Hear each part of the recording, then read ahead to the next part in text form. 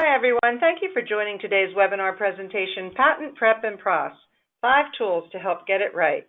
I'm Gail Martin, Associate Marketing Manager at LexisNexis IP, and I want to welcome you to this event. It is part of our Product and Action series where we demonstrate key features in our tools that we believe will add value to your patent workflow. Today, we will focus attention on LexisNexis Patent Optimizer and how it can help you create stronger, more defensible patents and avoid many of the common pitfalls of patent prosecution. A few things before I introduce today's presenters. First, please submit your questions during the webinar by using the Questions tab in your console, and we will try to get to as many of these as possible. You can also download additional materials in the Handouts tab. A link to the recording from today's presentation will be sent to you. Now I want to turn it over to our Product Director, Brian Elias, who will introduce himself and the other presenter, Dave Stitzel. Over to you, Brian. Thanks, Gail. Good afternoon and welcome, everybody. I'm Brian Elias. I'm the Director of IP Product Management here at LexisNexis, one of several directors dedicated to our IP solutions. I am a registered patent attorney, and I've worked within the RELX group now for 29 years, so I've been here for quite some time. The solution we're going to talk about today is a solution I've been active with for over the last 10 years. So I've been with the tool since we created it, and am always willing to respond to any inquiries or questions you may have specific to that. With me today is David Stitzel. David is also a registered U.S. patent practitioner. He's a former USPTO patent examiner, and he is our IP solutions consultant who can assist you specifically with questions in regard to Patent Optimizer. If there are advanced features or capabilities you want to explore, Dave is always willing and ready to do that with you. So Dave, if you don't mind going to the next slide, that would be great.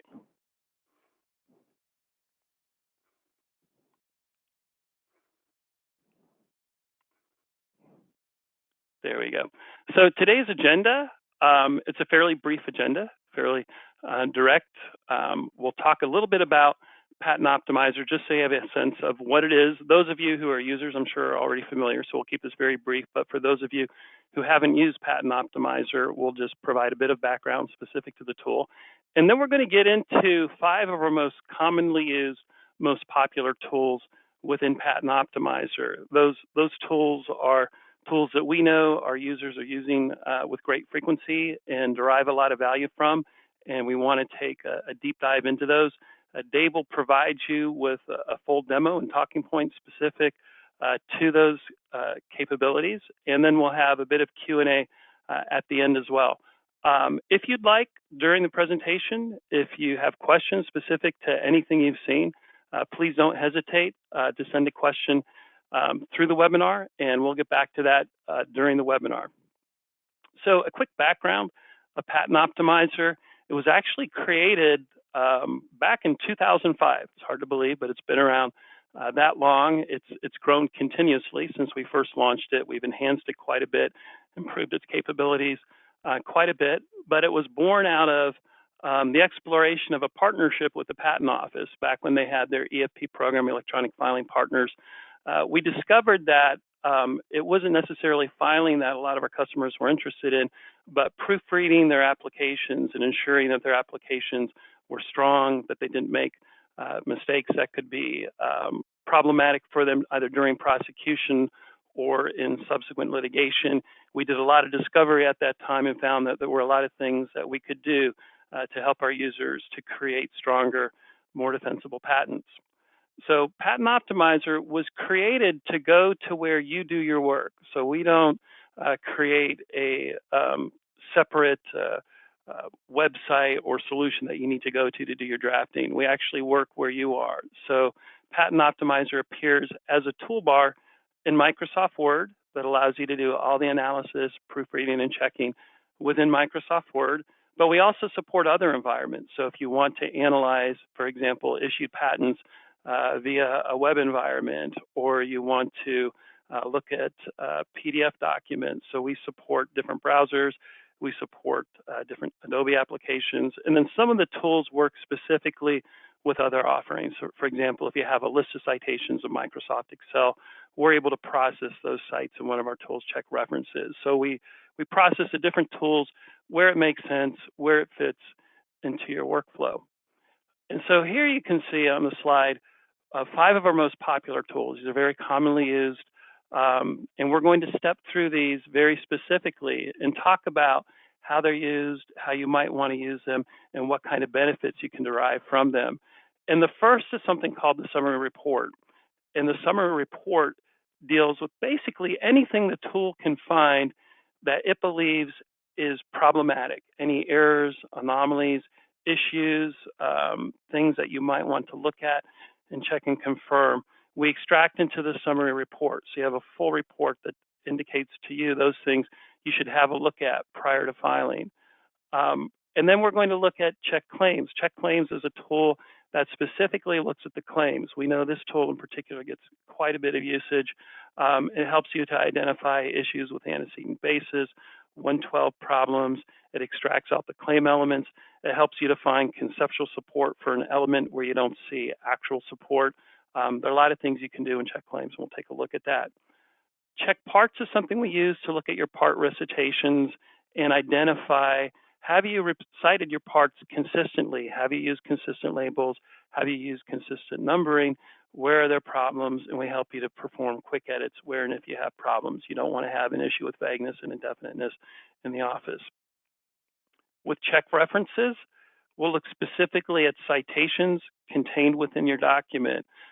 We'll extract any citations we see in your document, and we'll look to see what bibliographic information is associated with them, what assignment information, and is there any post-issuance data. It's always good to know if you have cited something, what's actually happened with that particular reference or site. If there's been activity in relation to it, it's good to be aware of that if you're including a site.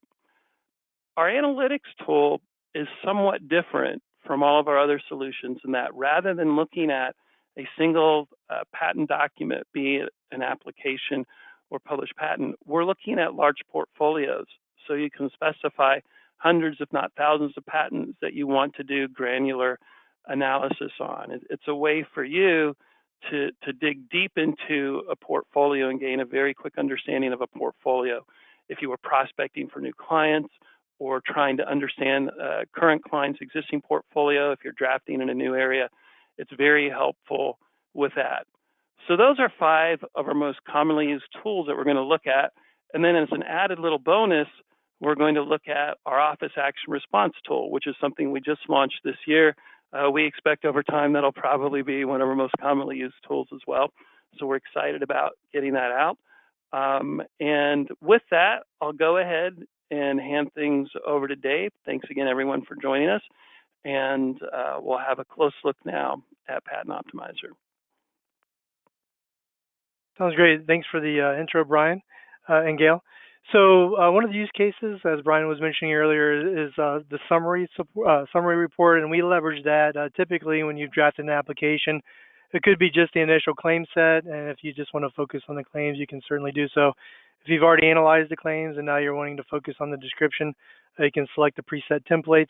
If you find yourself selecting or deselecting certain items for inclusion or exclusion, you simply just check on those and give it a name, and we'll save that report configuration for future reference.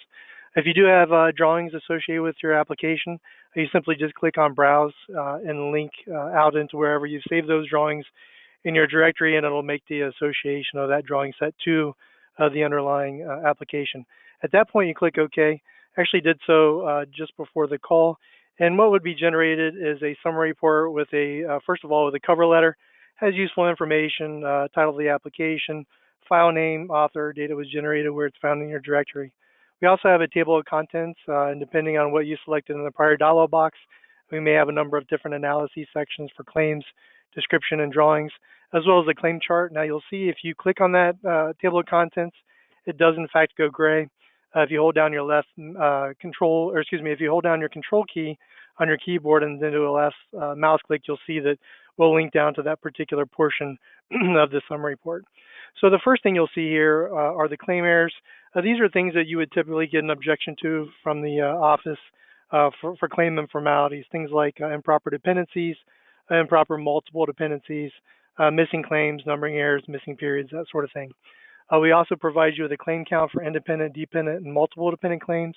And if you happen to be going national stage into the U.S., or maybe you're going into the U.S. from a EPO, European parent application, there's a strong likelihood you'll have some improper multiple dependent claims, and we'll call those out for you as well.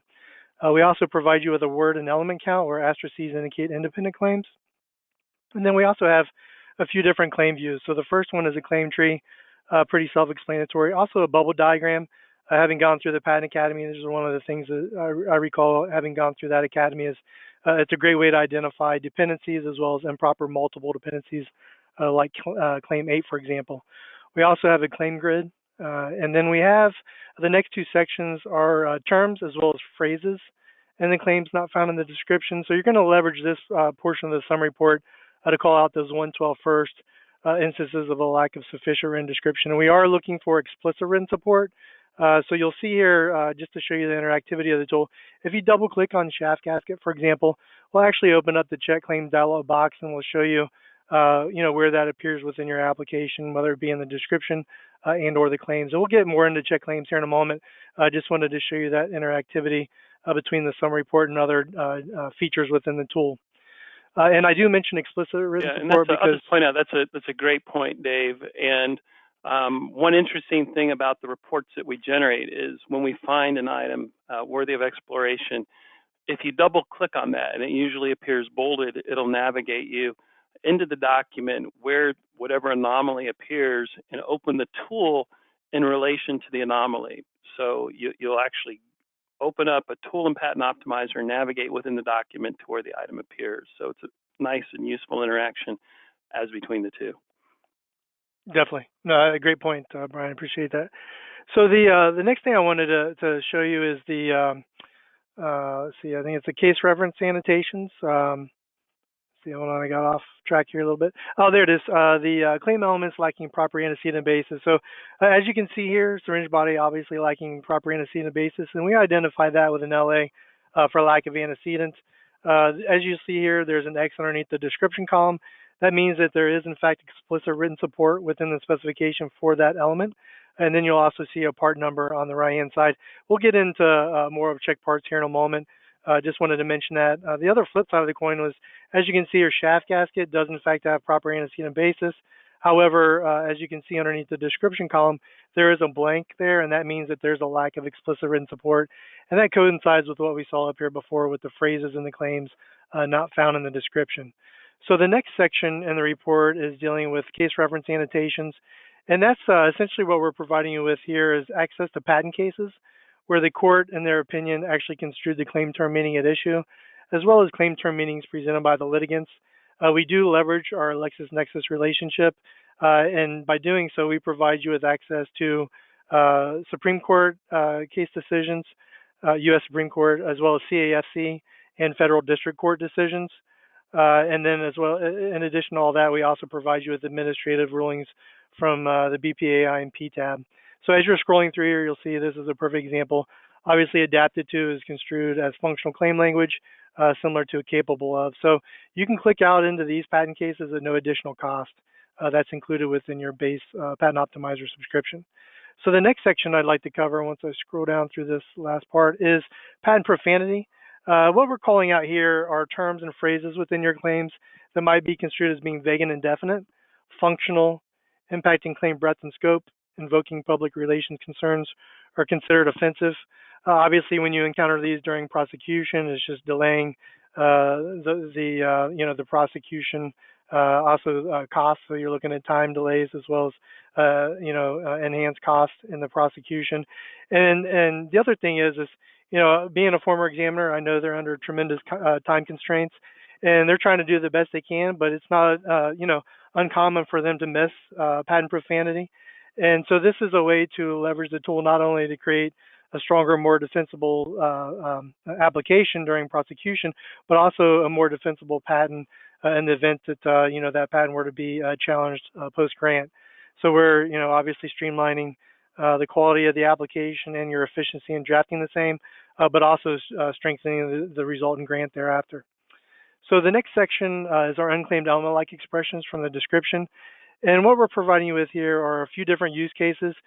First of which is, maybe you receive instructions from your client on a drop dead date. You're rushing to get this thing filed, and you're scrolling through this, and you realize that, hey, there's a key aspect in the invention that I forgot to include within my claim set. You might want to add that claim element in a dependent claim in the interest of compact prosecution. But you can also leverage this aspect of the summary report, during prosecution. So, say for example, you're a number of rounds of prosecution downstream. Maybe you've had some claim amendments along the way, and perhaps you're still facing a 102 reference that your prior arguments were unsuccessful at overcoming. What you can do now is take your original application, save it as a new document, and then replace your original claim set with the most recent claim amendments. And then when you run the summary report, essentially what you're looking at here are a series of potential claim limitations for inclusion within your claims that might help distinguish over that cited prior art reference. And then, of course, last but not least, is the third use case would be, maybe your client has strategic reasons why they want to keep a case pending. This is a great way to come up with ideas for additional claims, whether it be in a continuation, divisional, or a CIP. So we're not going to get into too much more of the summary report because we're going to cover it in other aspects of the tool. But I will mention that we'll identify situations where you've exceeded the USPTO mandated word count for the title, as well as the abstract. If there are trademarks present, we'll detect those. And as you can see here, we'll call out some of the similar things from the claims within the specification. And then you can generate a check parts report in addition to these items being called out within the summary report. So with that being said, let me go ahead and jump out of the summary report and move on into the next feature within the tool, which is going to be check claims. And so, as you can see here, I've put together an exemplar patent document to highlight various capabilities within the solution. And so, if you click on check claims, you'll see that we analyze those claims. And if you say no, if you say yes here, we'll take you to those claim informalities that we discussed before. So, for example, claim 1 lacking a final period. This is a real-time checker. So, if you insert that period and click on recheck, you'll see that claim 1 will disappear from that list. So you click on that, you'll see it disappears. You could go through this in real time, correct all those ambiguities. At that point, you click on continue. If you had said no in the prior dialog box, it would have taken you to this screen, which is our different claim tree views. So as you recall from the summary report, claim tree, bubble diagram, as well as a grid. Now, if you do work, an opinion work where you have the need to generate a claim chart, maybe pre-litigation or litigation analyses, we can do so. This is a customizable claim chart. As you can see here, we have a lot of different customizable features, including the partitioning feature, which is really nice, and the ability to generate it within Word or Excel file format. So the next thing I wanted to show you is our antecedent basis and lack of sufficient written description, as well as our ability to detect functional claim language. So as you can see here, if we go down to syringe body, as you recall from the summary report, that is lacking proper antecedent basis. If you click on claim 1, you'll see a lack of antecedent. If you change that to A, for example, you'll see that we actually correct that ambiguity, and we'll identify that real-time correction within the tool. And now you can see all those other errors with respect to improper antecedent basis being corrected. The other thing is, if you look at shaft gasket, as you recall from the summary report, that phrase was lacking explicit written support within the claims. If you right mouse click in this area, you'll see that we provide you with the ability to look for similar as well as conceptual support. And we're pulling variants that are present within your specification from proprietary content, namely Matthew Bender's Attorney's Dictionary of Patent Claims Treatise, as well as Elsevier's Compendex Engineering Thesaurus. So you have the ability to go through and look at support that, one skilled in the mechanical arts could argue that there is, in fact, support for that shaft gasket recitation, especially in the event that you're in a post-grant situation and you're identifying your own weaknesses, for example, prior to filing a case of infringement or what have you. So that's pretty much antecedent basis. As you can tell here, again, X's are good things and blanks are bad things. The other thing is our ability to look for support in your specification for functional claim language. So as you can see here, when we click on attachment means, you can toggle through the spec by just clicking on that multiple times. And you'll see that we do in fact have a recitation of attachment means includes a flange, so you can identify that there is in fact structural support for the recitation attachment means within claim 22. So a great way to identify 112, potential 112.6 paragraph or 112F, whether it's pre-IA or AIA, but it's a great way to identify those 112 deficiencies within your application, ideally prior to filing. So with that being said, let me jump over into check parts. For any of you that practice in the mechanical or electrical arts, I think you'll definitely appreciate the check parts feature. And so if you click on check parts, you'll see that it'll initiate an OCR of the drawing set. And I've chosen a medical device just because it's easy for everyone to understand. Having practiced in the chemical and biotech arts, when you've got electrical attorneys, it's kind of like speaking Greek and vice versa when it comes to circuits for me. So I chose something that's kind of universal that everyone can understand. So here's a perfect example where you've got the same part number, but it's identifying different part names. We'll enable you to make edits. Obviously, in this case, we want to be consistent in how we characterize that particular part number, especially if shaft, stem, or rod happen to be a claim element within your claim set. So you can click on preview. You'll see the prior part number, new part number if it had changed, as well as the prior part name and the new part name. So we're going to be consistent in how we characterize part number 60.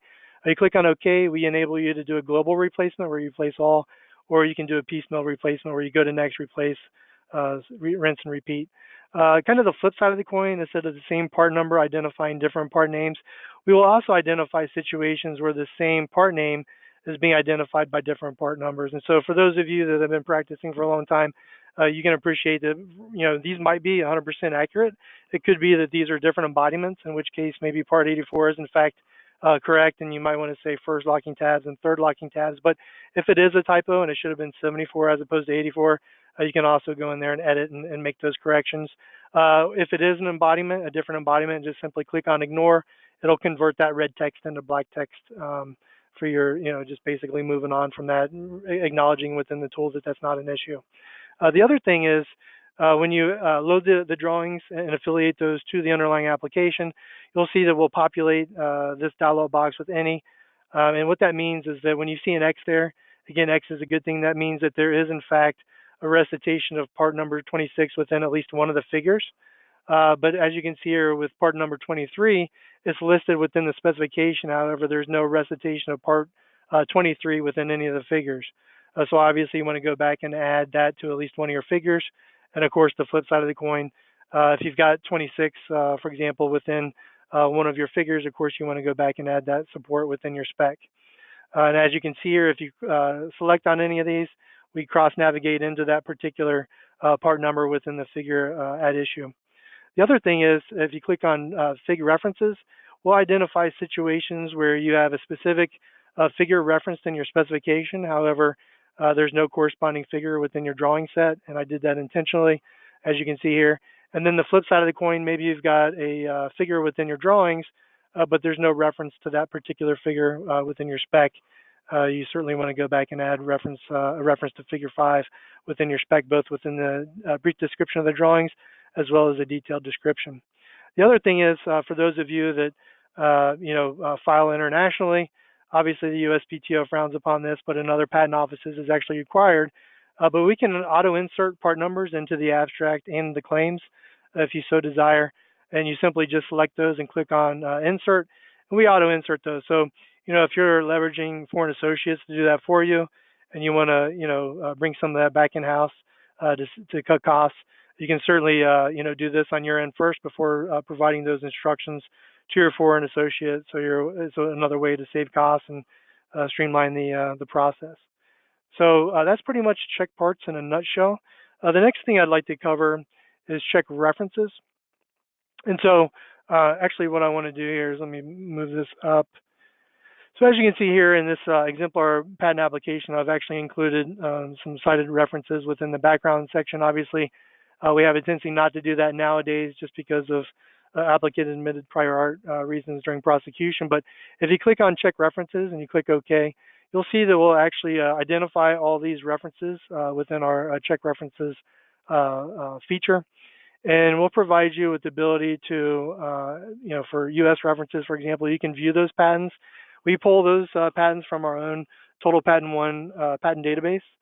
So what's great about that is you'll actually be able to do a word search because those are already pre-OCR'd for you.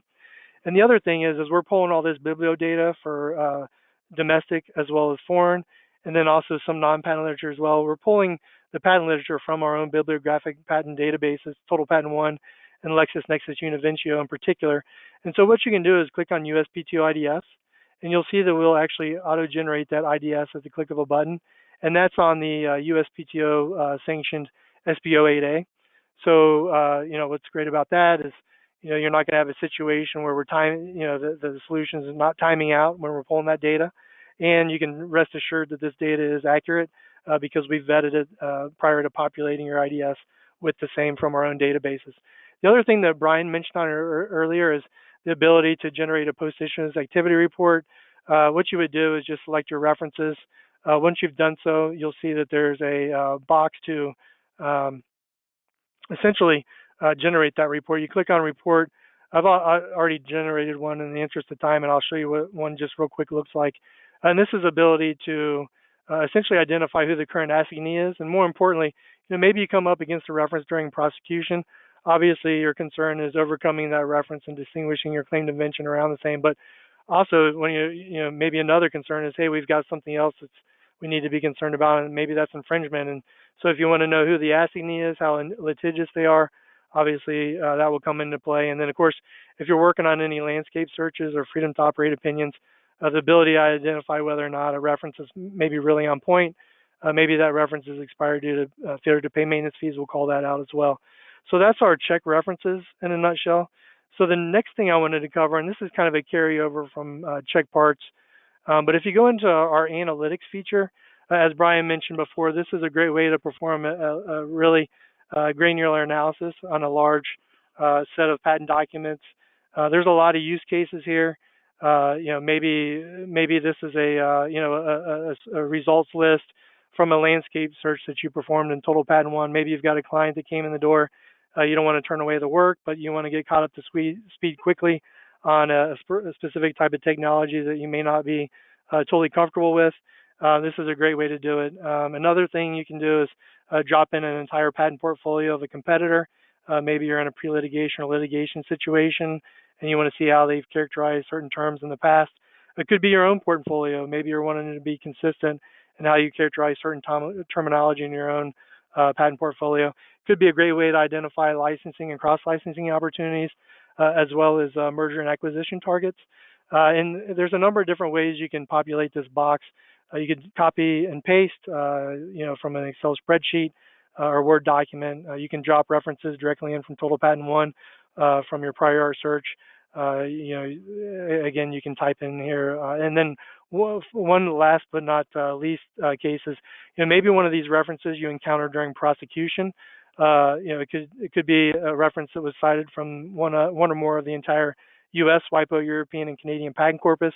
Could be a granted patent or a published application, up to 10,000 documents. We also enable you to do, a variant search for various part expressions as well as unique variants. But when you go back, we also enable you to search for assignees as well. But when you run the analytics profile, you'll see that this summary dialog box will populate. That'll let you know that the results are finished. You click over onto the profile tab. And this may be a little overwhelming at first, but it's actually quite simple. What you're looking at the top here are a series of real-time filters. And so the first one is people and organization information. For example, you can narrow it down based on a specific assignee. And as you can see there, we narrowed that large pool of results down to those that have that particular assignee of interest as the assignee. The other thing is you can narrow based on legal rep, examiner, inventor, classification, foreign and domestic, as well as different data information, part expressions, terms, phrases, as well as claim elements. There is an auto text feature. I won't take time to go into that today just because we're limited on time. But, for example, with claim elements, if you wanted to narrow those results to recite, piston in the claims, you simply just click on piston, and then you'll see that we bold those that particular claim term of interest within those references that meet that, satisfy that criteria. The other thing, you can just say click all or clear all, and it'll refresh. The other thing I wanted to show you is our ability to generate a part name and number index. For those of you that practice in the mechanical and electrical arts, this is key because just like you would leverage check parts when checking for anomalies, for part name and number anomalies within your own application, say, for example, this reference was cited against your claims during prosecution by the examiner. It's a great way to auto-generate a part name and number index. I've talked to a plethora of patent attorneys and agents over the years, and they do the same thing that I did, which is oftentimes going through and hand labeling these drawings with the corresponding part name that they've gleaned out of the 100, 200 page application. And so this is a great way to streamline that analysis of the reference itself, plus a great way to identify situations where the examiner might be inadvertently mischaracterizing the reference, maybe referring to a specific part number, but then using your own claim language as a descriptor for that part number. So again, if you have any questions, feel free to reach out. Happy to take a deeper dive when it comes to analytics. So the next thing I wanted to jump into is the Office Action Response Shell. This is something that we went out with earlier this year as a great enhancement to the tool. Let me X out of some things here first. And then what you would do once you've installed Patent Optimizer 6.4.2, you'll see that we have an Office Action Response Shell icon on the toolbar. If you've already worked on a shell and you want to continue your prior work, you can just simply click on Resume. Otherwise, you'll click on Create New.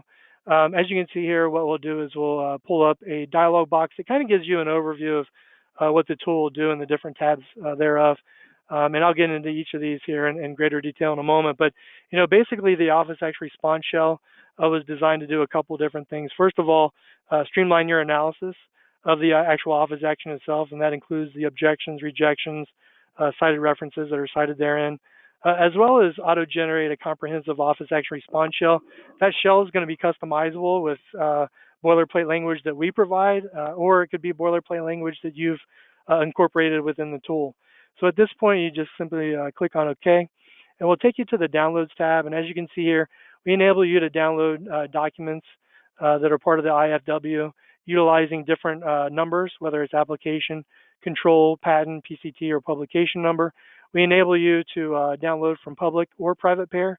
You'll see here that when you go from public to private pair, the NPL box will become functional, as will the file format in Microsoft Word file format. So that's an advantage because maybe there's an NPL reference that's being cited during prosecution. It's not one that your client had submitted, but it's one that the examiner located on their end.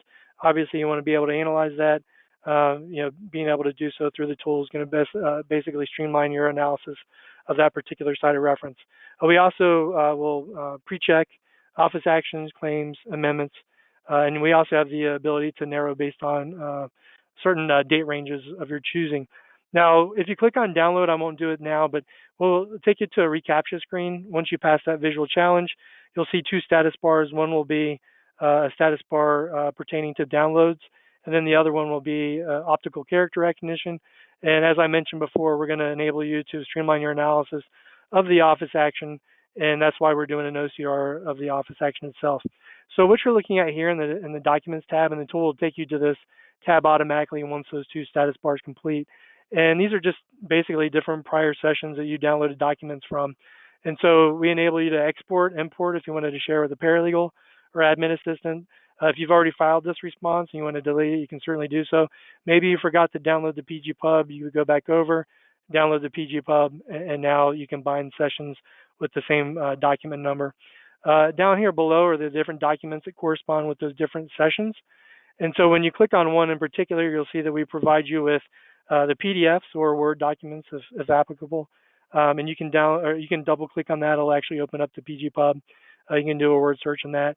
We also pre-highlight the most recent office action as well as the most recent claim set for further analysis. If you want to include drawings, you can certainly do so.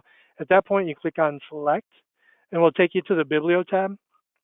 And what we provide you with here is the ability to modify the bibliographic information. And so, if there's been a change, maybe a new assignee, you can double click in this area, update that. Maybe there's something that you typically don't include on the cover page of your response. You can uncheck that to exclude it. And then the other thing is we enable you to modify the case sensitivity. So if you want original caps that were present within pair, you can do so. If you like all caps, you can certainly select that. If you like initial caps like myself, you can just select that. But what's important here is that this bibliographic data is going to be what's incorporated into the cover page of your response. So once you're happy with that, you just click on Next, and we'll take you to the Prior Art tab. Now, what's nice about this is, if you're wondering, hey, where is this reference coming from? You just simply click on Map, and we'll show you that those references are coming from the non-final office action as opposed to maybe a background portion of your application or what have you. The other thing is our ability to map out where that particular citation appears within the document that is citing that reference. And so here you can see we back highlight that cited reference within the non-final office action. The other thing is our ability to pass references into analytics. So again, maybe one of these references has drawings that the examiner is relying on in construing the rejections. You can just quickly pass these references into analytics, generate a part name and number index, and now you're not having to go through and label those drawings. And then of course, maybe this is a really relevant reference and you're like wondering if there's something more you need to be concerned about. You can pass them into check references and generate a report that provides post-issuance activity information, like legal status, assignment, that sort of thing. So at that point, what you would do is just click on Next to move forward to the actual shells that you can select from. And so we have a number of preset templates. As you can see at the bottom, we're providing you with a template preview. And so if you want to look at Biblio only, you can certainly do so. Basic as well, which will include some additional information. Now, over the years, I've worked with attorneys that many of them like to include subsection headers within the remarks and arguments section. So as you can see here down in remarks and arguments, we break these out with their separate subsection headers. If you prefer not to do so, you can choose the short shell, and it basically just drops down whatever you're responding to within the, remarks and arguments section without a subsection header. The other nice thing is we can enable you to upload your own template. So if you've been practicing and generated your own shells over the years, and you'd like to incorporate those into the tool, you can certainly do so. We also have the ability to essentially enable your team to upload a common shell. For example, like for a specific client that you do work for, you can upload that into a shared network drive. We can set it up to where only the admin has privileges to make changes to it, but then each of your attorneys can pull from that shell and have that as a great starting point. So at this point, what I'll do is I'll just go ahead and select one of these and click on Finish, and I'll show you the next aspect of the tool, which is bringing up the office action on the right-hand side. And then on the left-hand side, we'll provide you with a office action summary hierarchy. And so within this hierarchy, we're identifying claims that are pending, rejected, objected, as well as any indications of allowable subject matter. Now you'll see here, we call out the objections as well as the rejections, also cited references. So if you click on objections, for example, for claim 1, you'll see that we cross-navigate into the relevant portion of the office action. The other thing is if there's a reference that's being cited, you simply just double-click on that reference, and we'll open up that reference. And again, that's being pulled from Total Patent 1, so this is pre-OCR'd for you. You can do word searches and what have you. Once you've done so, just X out of that. And in order to bring back that office action summary, you just click back onto the office action summary tab. It'll bring back the office action response or the office action itself on the right. And now you'll see these little blue note indicators. This is essentially identifying how you want to proceed with your response. If you want to traverse, you simply just toggle by double clicking on that blue note indicator for T for traverse. And we have the key legend down here at the bottom. If you want to amend, maybe you're rolling in allowable subject matter, you can do so. If you're just going to traverse in part and amend in part, you can certainly do that as well. What's great about that is essentially you're designating to the tool how you're going to respond to the office action. And say, for example, we had traverse across the board here. Basically, what you're telling the tool is I'm not going to have any claim amendments because I've selected traverse for all of these different objections and rejections. But if you do have at least one instance of amend or traverse in part and amend in part, when you go over to the responses tab, you'll see that we've bolded certain boilerplate language that we assume that you're going to want to include within your response based on how you interact with the tool in the prior tab. So again, because I had at least one amendment or at least one traverse in part and amend in part, you've essentially told the tool that I am going to have amendments to the claims, and therefore you're going to have a need to include a support for the amendments. Now, what you can do here is you can uncheck this. All the bolded items have a boilerplate language associated therewith, so you can check on these and look and see what's included. But if you want to expand out to also identify other language that maybe you didn't include or you want to include as an alternative. You can just simply uncheck show bold only, and you can also collapse. So say, for example, this is kind of an information overload. You can simply click on collapse. You'll see the main section of any response or amendment. If you wanted to expand to a specific section, you can click on that and kind of continue to expand out so you can continue to do so. Or you can simply just expand out altogether by clicking that. But you can see here, there's pretty much everything under the sun that you might want to include.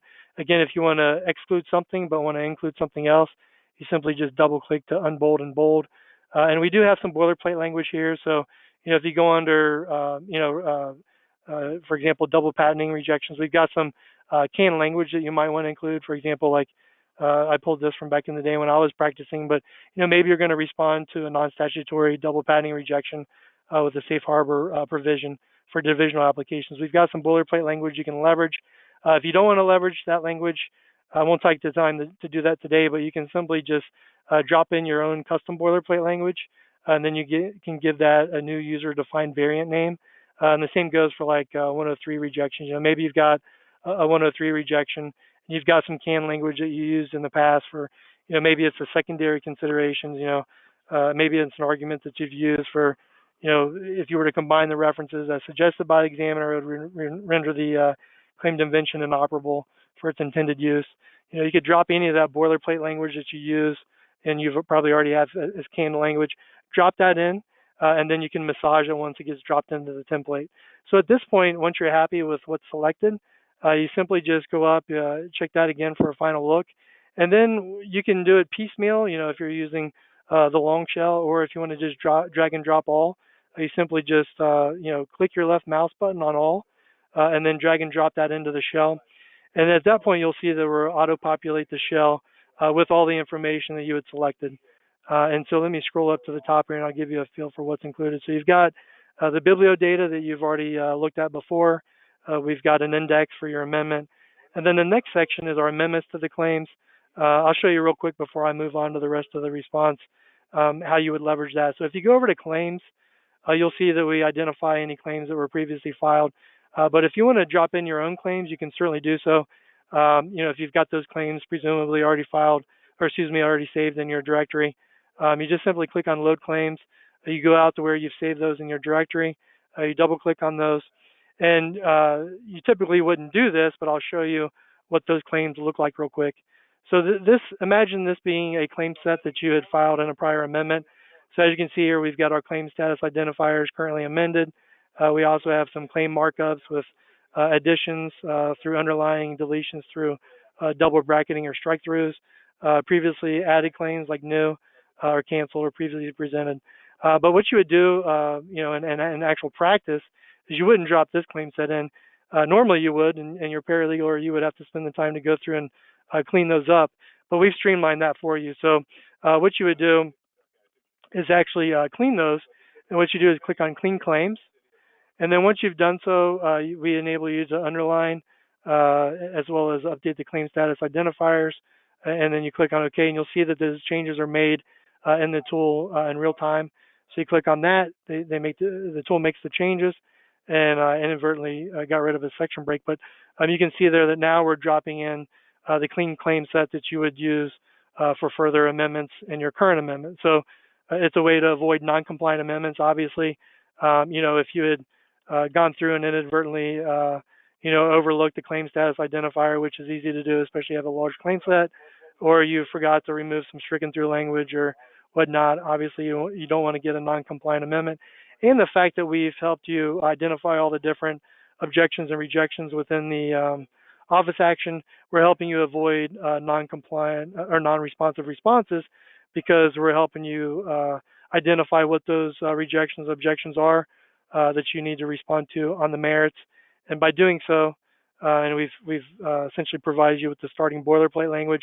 Now you drop in your go-to language that you've included within the shell, or you can just copy and paste, whatever the case may be.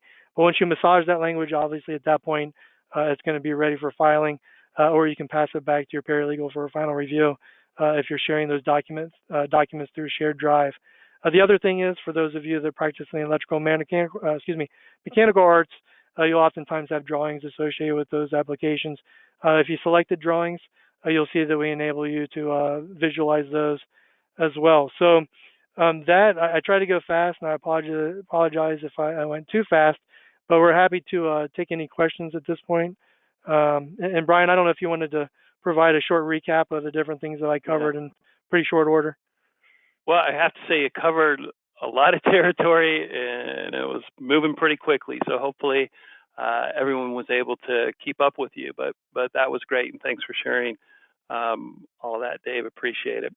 So just looking back at what you've seen, we started with the summary report. And actually, if you remember anything from all you've seen today, if your user's a Patent Optimizer, the summary report could be your go-to. If you're not going to do anything else, use that. If you draft an application, run the report, look over it, and make sure there's nothing there that doesn't cause tremendous concern for you, because usually you will find things that you just can't see with the naked eye.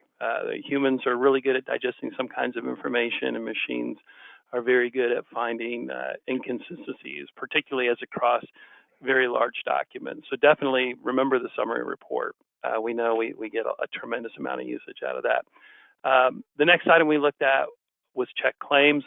One of the things to note that I think is pretty interesting that we did with check claims, and we don't talk about it a lot, but you have an ability, if you find that there is an unsupported element, right, you don't have any support being indicated in Patent Optimizer for a particular claim element, you can actually go in and right-click in the interface and check claims and look to see if you have conceptual support. So even though the wording may be different, you'll be able to see something within your specification that maps to that element. So that can be helpful.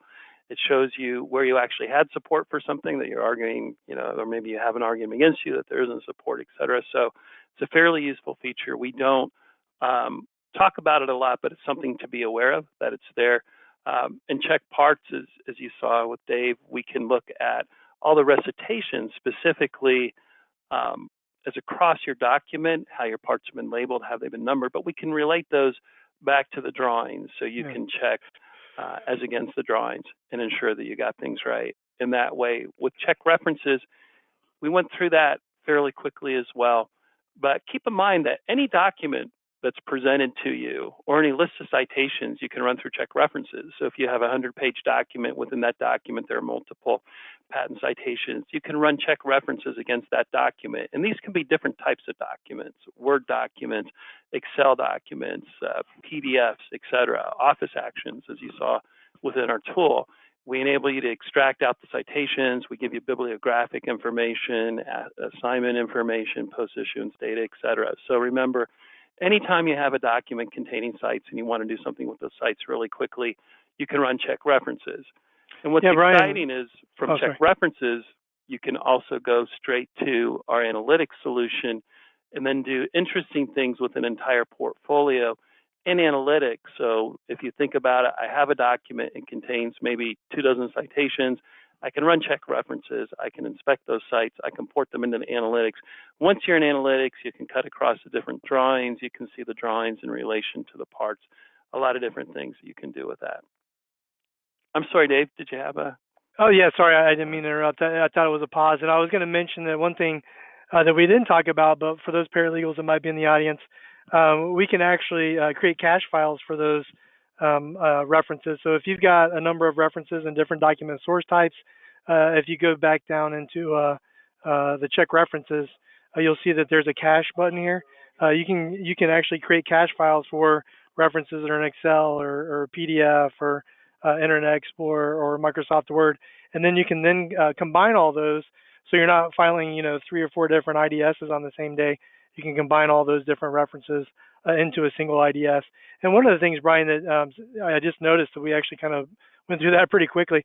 We've got time. If you want, I could show check terms, because there's patent profanity associated. No, let's go ahead and keep going with this. We'll wrap up and make sure that folks have an opportunity to ask questions if they'd like. So specific to analytics is a bit almost like a product unto itself in Patent Optimizer. When you look at it, it's different in that you're not proofreading or quality assessing. an application, but instead you're looking across an entire portfolio. And the way our users use it, they use it for a few things. One, when you're prospecting for a new client opportunity, if you port their portfolio into analytics, so all you need to do is do a simple search for legal representative, retrieve patents specific to, you can go, an assignee search, retrieve back patents specific to that assignee. You'll have their entire portfolio. You can then analyze that portfolio in analytics and get a very good sense immediately about everything in relation to that portfolio, where they're most active, where they've done their work over time. There are some visualizations you can utilize as well, so it gives you a good idea of the portfolio and the language used in the portfolio, so you can speak to the language. Or if you have, or maybe you're a new associate, you're doing work for a client that's been with you for quite some time, and you want to look at the work that's been done. You want to see the claim elements in rank order, the part recitations, thesaurus variants, et cetera. You can do that in analytics. So think of analytics as a way to really understand a collection of patents. If any of you are active in the stock market and you do screening searches and that kind of thing, and use some of the powerful tools that are like that, analytics in a way is like that for patents. Okay, and then finally, the Office Action Response tool. That's a tool we just released earlier this year. We're very excited about it. We think it's really powerful. We think over time it's going to become even more powerful. It allows you to assemble responses very quickly. It gives you a way to check some of your work specific to the responses and carry forward information. So we're excited about that tool. We hope to see with time that it comes up within our very top ranked use tools as well. So why don't we take a look here? Are there any questions? I think I see one here. Let me go to that. Do any folks have any questions?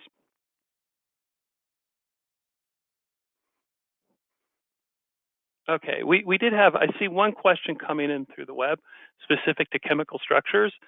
Currently, we don't do chemical entity extraction. We've actually experimented with that for some time. As you know, we're part of RELX, Elsevier Science. The challenge we've encountered with that is you can extract chemical entities when you have large portfolios or collections of patents and do a good job to aid in retrieval and recall. But what we found is when you're doing single doc analysis, the level of accuracy or the ability you want to have to do the extraction, we didn't find to be satisfactory, to be wholly helpful, and we thought it might be a hindrance as well. We keep our eyes on that. We think that there is an opportunity to do something in that space over time, but what we've looked at thus far hasn't yielded the types of results where we felt comfortable releasing that capability.